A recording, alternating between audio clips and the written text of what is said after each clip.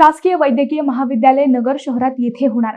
आमदार जगतापांना फडणवीसांचे आश्वासन. अहिल्यानगर जिल्ह्यासाठी 430 खाटांचे शासकीय वैद्यकीय महाविद्यालय मंत्रिमंडळाने मागेच मंजूर केले होते.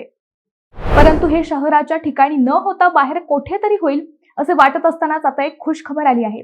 आमदार जगताप यांनी नुकतीच मुख्यमंत्री देवेंद्र फडणवीस व उपमुख्यमंत्री अजित पवार यांची भेट घेतली.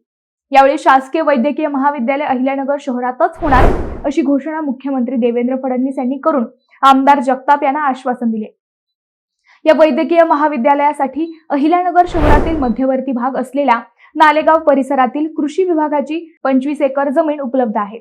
सध्या ही जागा वापरात नसून त्या जागी शासकीय वैद्यकीय महाविद्यालय सुरू केल्यास सर्व नागरिकांची चांगली सोय होईल. अहिल्यानगर जिल्ह्यासह सोलापूर, पुणे, नाशिक, छत्रपती संभाजीनगर, बीड जिल्ह्यांना जोडणारा हा मध्यवर्ती भाग आहे. त्यामुळे अहिल्यानगरसह अन्य जिल्ह्यातील रुग्णांना त्याचा फायदा होईल असं त्यांनी म्हटलंय. त्यामुळे आता शहरातील परिसरातील कृषी विभागाच्या जागेत हे महाविद्यालय होऊ शकेल अशी शक्यता आता निर्माण झाली आहे.